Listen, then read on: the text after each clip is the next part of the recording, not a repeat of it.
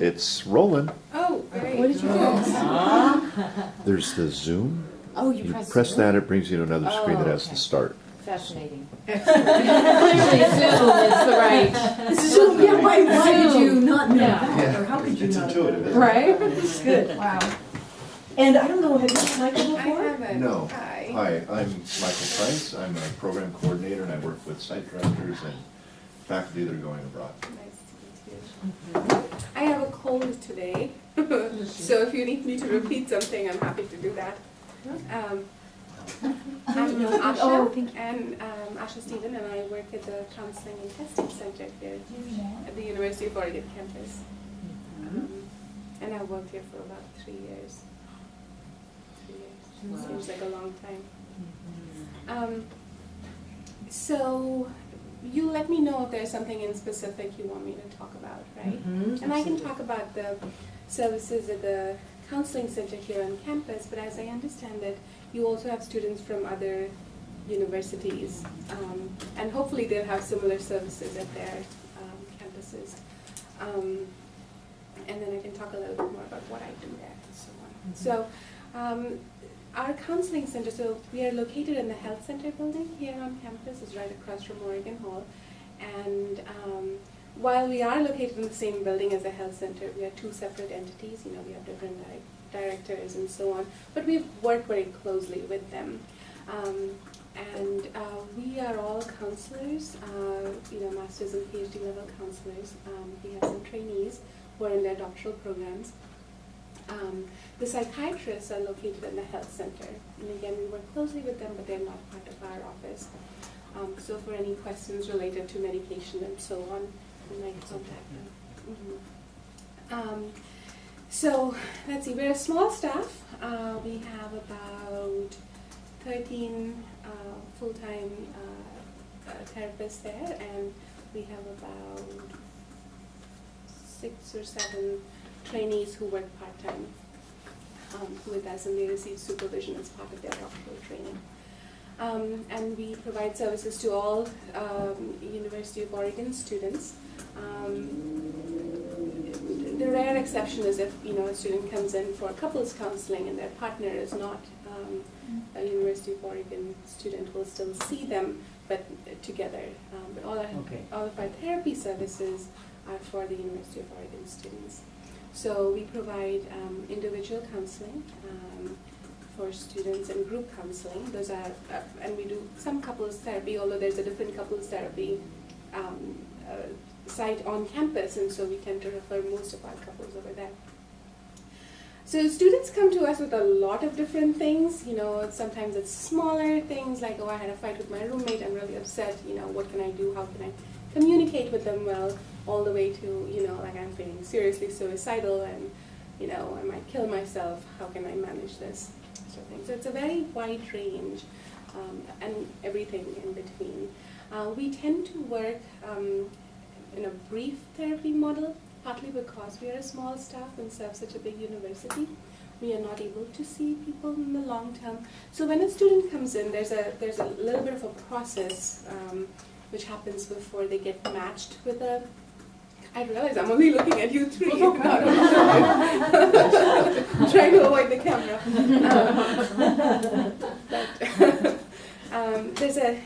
So we want to make sure that the student has a good fit with the counselor. So what happens initially is a student may walk in or call, and they are set up within the same day or the very next day to talk with the counselor. It's fairly brief. They have some preliminary questions that give them an idea of, like, is this an urgent situation where we need to get them in soon, or is it something that can wait? Because we oftentimes have a wait list kind of from about the end of fall till about 3/4 way to the spring. We tend to be really busy, and we oftentimes right now we have a wait list, so students have to wait. So we try to be careful.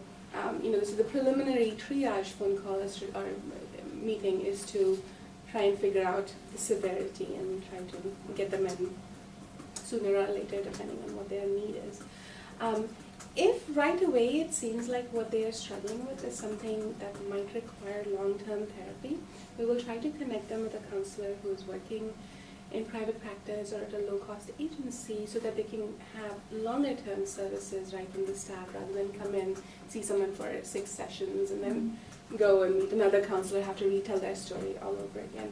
That's not always possible, but if the students have, if the student has insurance and you know, like sometimes transportation is able to go off campus and meet with a counselor, we tend to do that. But if it seems like, you know, like shorter term counseling might meet their needs, or if it seems like there's something severe, like if a student is, say, coming in saying, you know, I'm going to kill myself in the next 2 days, we won't send them away, we'll try to, you know, like, see them at our counseling center, at least, you know, help that transition between when they come into our counseling center and when they see a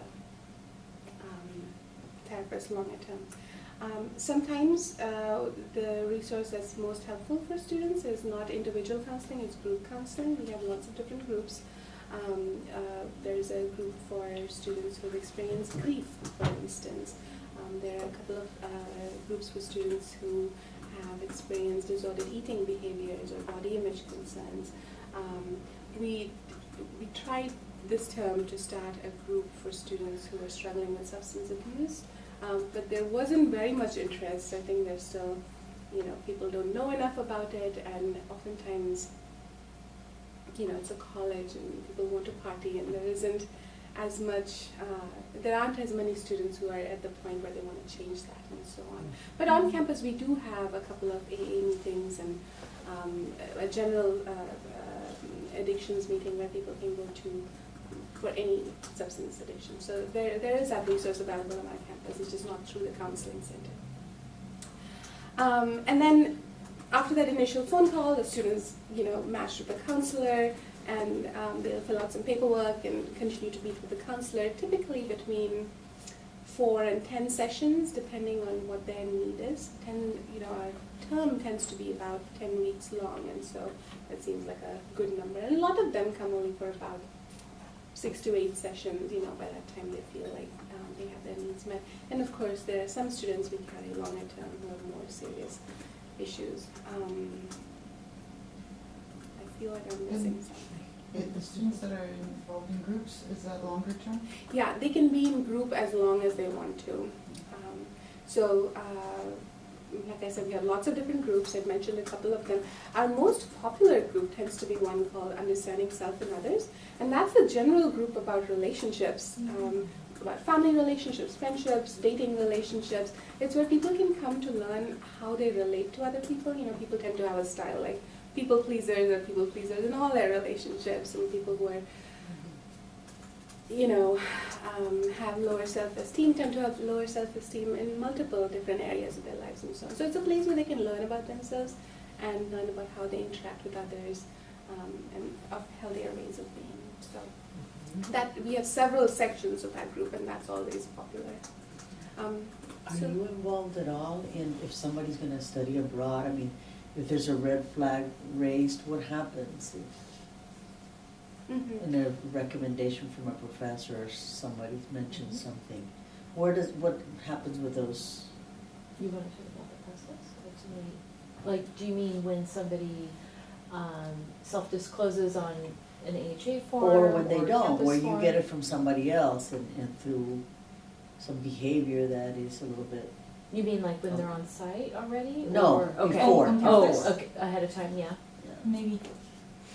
So does that Well, happen? so what happens at U of O Study Abroad, there's a sort of a self-disclosure health form that they use, and then with AHA, there's a similar, well, actually, with U of O Study Abroad, they have to go to the health center and see a practitioner, and then if they see a health provider who recommends follow up from a counselor, then that is something that can happen. But I'm not sure exactly what your question is, Carmen. Sorry. If Sometimes on the health forms, on the self-disclosed forms, those students will write about they're seeing a counselor at this moment for eating disorder, depression, anxiety, whatever. And it used to be when that came to light, they were asked to do a second form.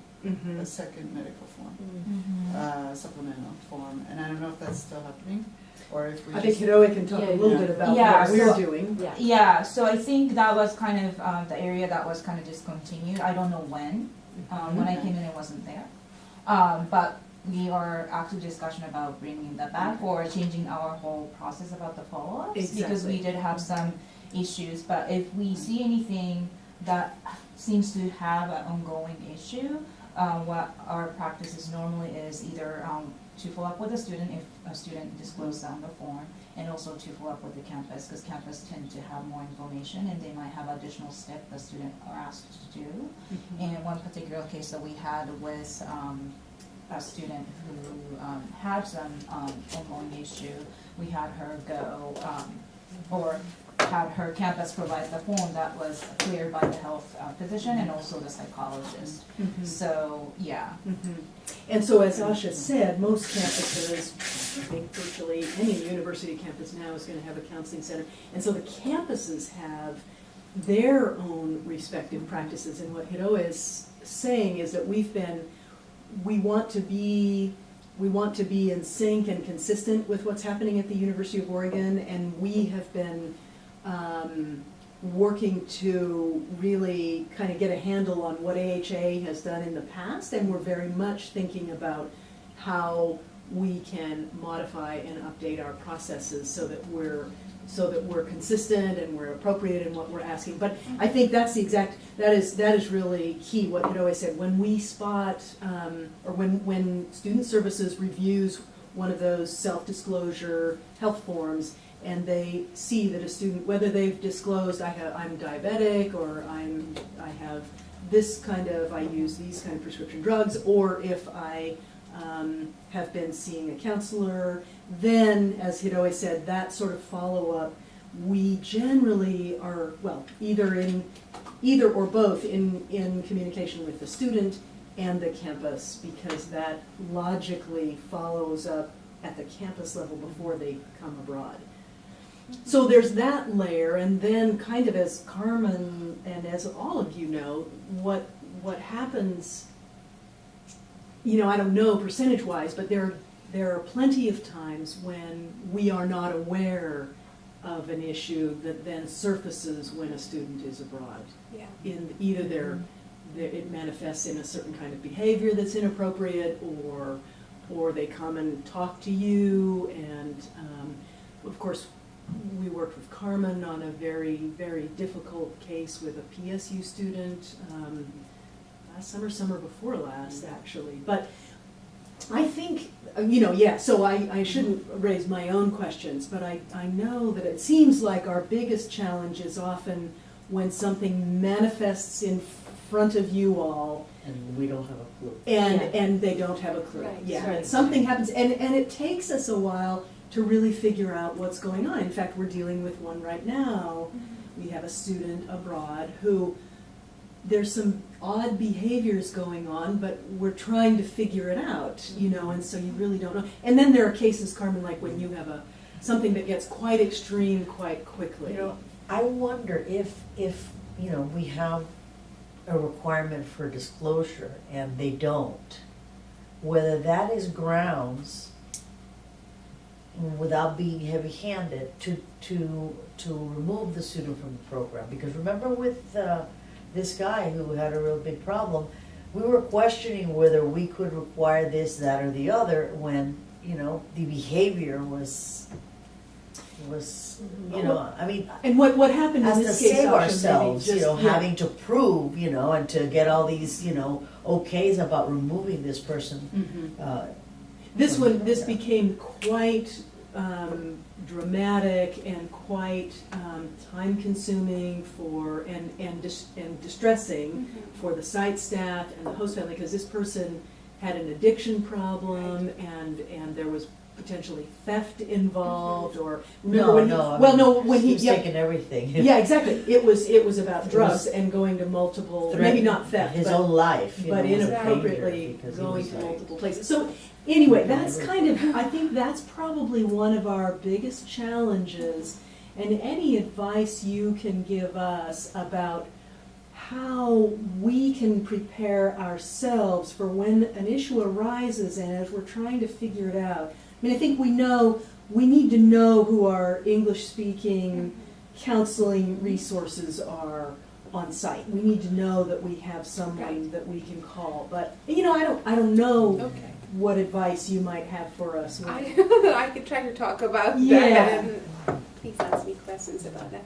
So, but first of all, you know, like Kathy said, not everyone who has something concerning, whether that's a mental health concern or an addiction or whatever, right?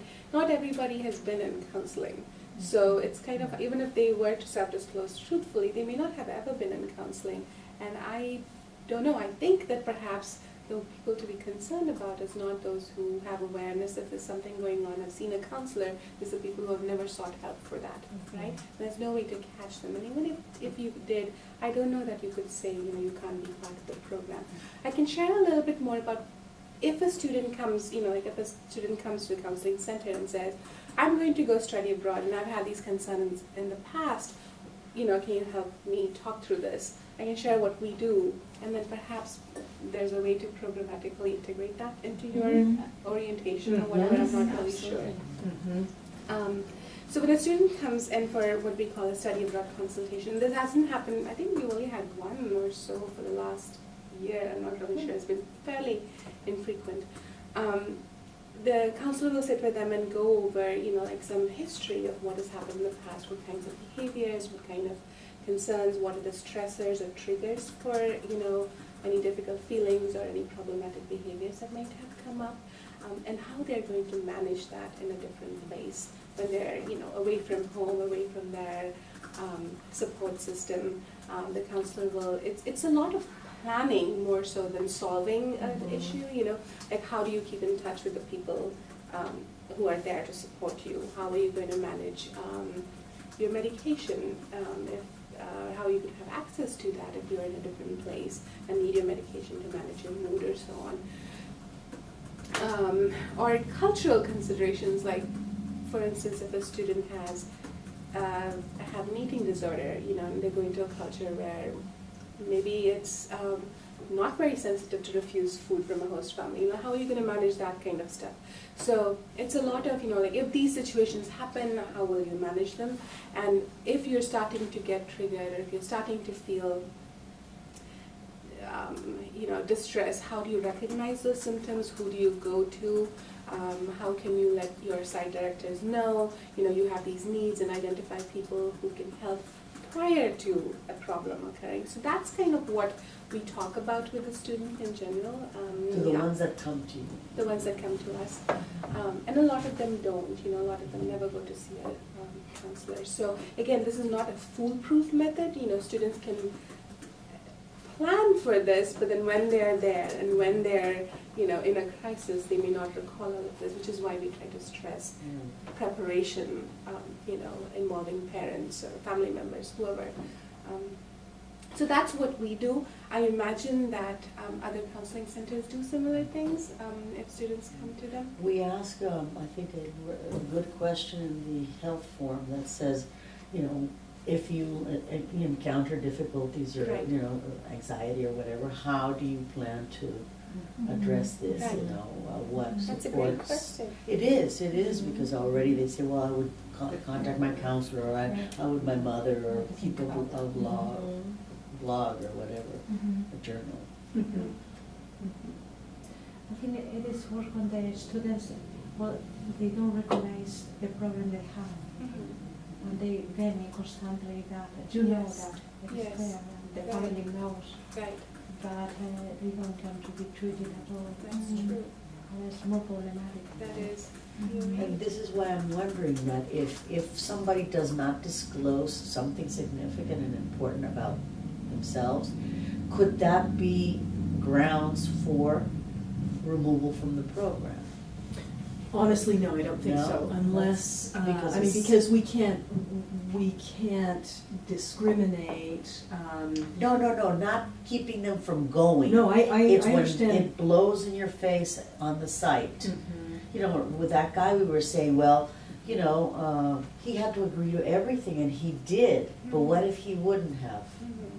you know, maybe he would have, you know, there would have been something really serious like death happening and So what we do when something arises, and the next speaker coming in is Deb Donning from Risk Management, and when something arises that we are unaware of and our site directors have to deal with it, we of course consult internally about what to do. Clearly the site directors are, and very honestly, under a great deal of pressure. I mean, you know, we've just, you know, been dealing with another rather serious mental health situation where it's very, very time-consuming for the site staff. Often we have very limited staff, so it's a huge time-consuming thing. It's also, of course, very stressful, and there's this element of the unknown. But then, so there's our need for understanding our own resources on site and taking care of ourselves when we're managing a crisis. And then we consult very closely with our risk manager to figure out where we are in this process, what is the issue that has arisen, and how do we move from where we are to where we need to go. And again, that period of time, usually it's a few days, maybe even 2 weeks before things can really happen, before we can either evacuate a student if that's what has to happen or whatever. So it's that very kind of stressful time where there's this quite significant element of not knowing exactly kind of how to handle this and how and managing it when you're managing 25 other students who are or teaching a class also or whatever. I can imagine. I was talking with Carmen earlier, and you know, I know that if a person comes in a crisis to the counseling center, I know who to go to. I know I have colleagues who can help. I know who to talk to in the hospital. You know, I have all this stuff set up. But if you don't, I can't even imagine how tough and stressful what that must happens be. overseas is that you don't readily have all these resources. You can't go home at 5. Is there a way to identify those resources? Because We have, Oh, but great. it's very, you know, we have, but it's very difficult. Like, you know, things here that you would not expect. I never expected that the hospital does not accept psychiatric inpatients. So when he was there, they released him, they kept him overnight for me. And then he was in our office sleeping on the sofa, and Remy, Sylvia and I were there, calling to see if we could put him in a hotel, hiring a nurse to supervise, because Right. I could put him in a hotel, but then he was gonna go walking Right. around and trying to get, you How know. stressful. And then we finally found something, and he was cooperative, but it was, you know, that was, I think, a lucky break for us. Yeah, it If was, not, and what- clearly Carmen was stretched extraordinarily thin. She has help, but I mean, it was in the summer, that's when we have a large group of students there, and, you know, you had support, but it doesn't minimize the worry and the stress. And in this case, this happened to be someone who had rather erratic behavior, was going out. And he was nice, okay, and he cooperated. Yeah. But I've had other cases, and in that case, I took him to my town and put him in a little hotel, because my husband says, not here, you know. So I put him in a little hotel near me so that he could be, you know, close. And I was worried the whole time that he would jump off a cliff that we have very close to where I live. So I mean, it's, So your it's very- question too, Carmen, I think kind of is that gray area that we're all in. the gray Where, area. that yeah. gray area where a situation might kind of progress a little bit, like a recent one, for example. It you know, there was a good week of everyone's energy, and then it calmed down for a period of time, and then it quickly, a few days later, amped back up. And then at that point, we were able to tap into services because there was a switch in behavior. There was a clear distinction between, are they really, you know, having a medical issue here, or is it something bigger than that? And once it was clear it was something bigger, we were able to take, you know, the next step to support Something that bigger, person. but also a psychological. So it was a But medical- clearly, yeah, and then we were able to tap into the resource we have called Europe Assist Yeah. and kind of initiate a process. But in the Yeah. meantime, there's this gray area that I think site directors carry a huge burden, and that is, how do we keep the students safe while still managing a program with other students on it, without exhausting yourselves? And that's an area that I don't, you know, we don't have a clear solution. Yeah. There may But- not be a clear solution for Right. that. You know, I guess it helps if you have a co-director or other people to whom you can delegate some things Yeah. while you're trying to manage Well, the the problem is crisis. that nobody wants, Right. like, the host family says, remove him. Yeah. Well, that's the You know. other issue is housing. Often these And then what do students you are in a do? host Take them family. like me to my house? I don't think that I would ever Yeah. do that again, Yeah. because, it's not fair to my family. Yeah. Mhm. And That's what right. can you do? Spend the night with him? No, Yeah. And this was a, peaceful guy, but can you imagine somebody that is, Well- and not being able to contact the family? Having to keep that confidentiality, Well, it's that, very. and that was at, oh wait, I'm not sure which family you, what you. His mean. mother, Well, or but in somebody. fact, we ultimately, of course, Yeah, did. we did, we You know, did. you get to a point where you recognize over the course of this behavior trajectory that is unclear what's happening, you realize at a certain point, okay, this is becoming, this is approaching or is a crisis, and therefore then we mobilize another layer. We communicate with the family, we communicate with campus, we're likely in communication with you, seeking Yeah. advice. But it's true, it's that, yeah, and I think that's just, in a way, it's kind of the nature of what we do. Thank goodness these things don't happen that often, but Yeah. when When they do, they're it's kind of kind of exhausting. Yeah. all out for everybody, for Yeah. the staff Yes. here and much more so Yeah. for the staff on site. And Asha, one thing that she had, in the recent situation that we had, it was so great after the first week of the incident. Once things really kind of started to go up again, we called Asha and she provided a wonderful, kind of a backstop to bounce ideas off of one of the site directors. And so Good. she Skyped in. So not that Asha is available for every Right. little thing, because she has a full And schedule. I can't solve a problem. And she you know, can't I can't solve take it a away, problem. But Yeah. I can consult and like how can you talk with the student? How can you like manage your own stress about Yes, it? Or that's it. like what language can you use with the student that may be less strict? I can help with that sort of thing. I brought some brochures that I can pass around. Send some around. And this is just a general brochure about depression, and inside there's a whole section of how do you help a friend who has depression. And those are things you can generalize to almost anything, like things about, there are a bunch of different steps and so on. And it also has a section how you can recognize symptoms of depression, and depression is one of those general things that comes out with a whole range of, concerns. But you could, in the back section where it says, help a friend with, depression. Those are things you can do with your students. Also recognizing that there's no way to just completely make sure a student is okay. If they have a crisis of some sort, they have a crisis, there isn't a way to make that go away.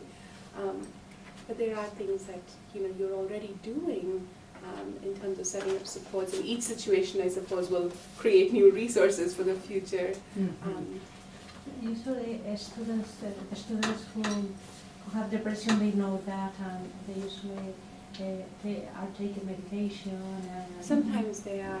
Sometimes there is, the stigma with mental health is reducing, thankfully, but there's still sometimes there are people, especially around the college age, where they want to be independent and they don't want to depend on others or don't want to acknowledge they have a problem, and you definitely come across that too. So some of them are aware and they're seeking help, they're taking medication, they're talking with people. Some of them aren't, and that's sad. Hopefully that will change over time. It is funny because I remember the case of a student who came with depression, and in Segovia he didn't have depression because of the light. Yeah. And he said that it was the first time he had to stop using medication, and Yeah. he thought that it was because of the light. It might have been, Yeah. like It the last wasn't as rainy there. No, and it was fall. So at the beginning it was very sunny, but then it was mostly winter, But yeah, it's true that we have a lot of hours of sun. So I think that's an excellent point, Marianne, because I think students who might be completely functional and have no history or indication even for themselves, Mhm. there's triggers that can be set off by being in a new environment. Yeah. And likewise, I've heard, other situations where students might have depression or other kind of environmental factors that are causing certain, mental health issues for them. And then they go abroad, and it's such a change of environment. It really creates a different kind of mental dynamic for them. So it kind of goes to that situation where we can plan, we can prepare, we can help students, we can get resources, but I don't, unfortunately, think we'll ever have that crystal ball. Yeah, no. Yeah. I think it's very important what she said, but it's very difficult to It is accomplish. difficult. That's And right. we need, That's right. to become, in some ways, colder. And it's very difficult for me, because we're not like a doctor seeing people dying every day or whatever. Right. I mean, it's Yeah, just very, every once in a while, and Right. so you It's feel like, infrequent. you feel like you have to do something, Yes. you have to, it's impossible to, Yeah. to have somebody get hurt while you're there, it's like Yeah. your son or your Yes, daughter, it's, That's right. and you can't just go, well, I did everything and it's not in my hands, and That's right. And I think that's the really hard part about your jobs, is that you, in some ways, you have to, I remember a year or so ago when Asha did the training, we talked a lot about boundaries, and there's a way to create boundaries, and at the same time, your jobs, there really are no boundaries. You're doing academics, you're doing student life and excursions, you're doing group dynamics, you're doing language, all of these different things. And then on top of that, you've got these unforeseen circumstances. You So- can't go home at 5. No, No, you no, can't. no. We'll have to become Frivolous. Yeah, well, you all are superheroes, but at the same time, we all are human, and, there are going to be those times where your energy falters. And so, like I think about Sue, for you in your case, you don't necessarily have, Yeah. other backup staff. That's right. In London, there's 3 full-time staff, so, and then in Oviedo, there's, Sylvia and Remy. They're not Right. necessarily there all the time, but, No. So- It's like they were. Right, and so each site, that's the other thing, is that each site has its different level of resources. Yeah,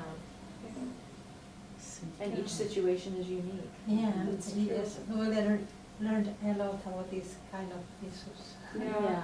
Have we had any I like don't- suicides, You're things never like that ready in for any of that, our but you learn a sites? lot. You mean, Consumed. do you mean like, Attempts? like No, suicide? consumed suicides Like at completed any of our suicide. sites. Has that ever happened? I don't know that, not in my Yeah. 2 years.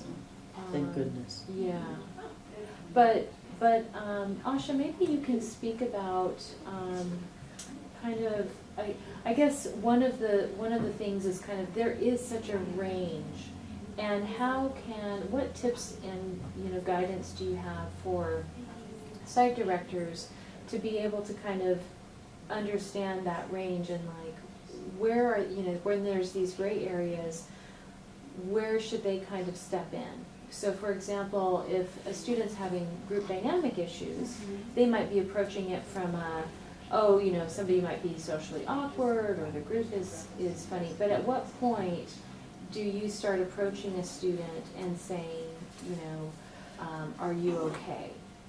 And getting really serious about it versus just kind of a casual check-in. I don't know if there's any. Oh, gosh. It's such a great- range. It's a Yes. good question, but. It is, it's an excellent question. If they seem to be making other people uncomfortable, or unsafe, through their behaviors or their words, that might be a time to step in. I know people's comfort with this is different, but I am of the opinion that if you see anything, let's say it's even just social awkwardness, like it still doesn't hurt to check in with them and say, hey, are you okay? How can we make it more comfortable for you here, and so on. I don't think it hurts. I know there may be some students who might take offense to that. It's possible, but I think the sooner you intervene, the easier it will be later. And I would say approach it from how can we help you sort of perspective, as opposed to there's a problem, let's address that approach. So just checking about their experience. Ask them how they're doing in the group, asking lots of questions is helpful. How are you doing in the group? And, is there anything that would make you feel more comfortable? Or do you feel like, your expectations from study abroad are met? And, how, just ask for input about it, and that can give you clues about where they are at and what their stressors might be, and can give you some more pointers on how to talk with them. But it's a gray area. There are no absolutely right answers, unfortunately. What about other problems? I remember a case of a student who she was an anorexic girl, and she was super intelligent, and we could see how she was losing weight, but they never recognized their problem because they see themselves in another way. And the family was super concerned, the students were well concerned, even though she took part in a half marathon. I mean, she was always doing exercise, she didn't eat at all. Yes, imagine she threw the food and she threw that. And it was very interesting because she talked all the time about food, even though she did an internship in a clinic because she wanted to be a doctor. And the parents, they came, the mother was a nurse, but when I tried to talk to her about that, she refused to talk about that. Yeah, the mother. And it was terrible because she was losing weight, and she didn't want to talk about it. She didn't recognize that, even though one student, she talked to her, and she was so offended, so angry, so, Yeah. And in this case, it was mostly impossible to talk about that. Yeah. I can imagine. So I can imagine it must have been really hard. It's not fun. Right. In this moment, Right. And it is, for students who have anorexia, for instance, that is very difficult for people with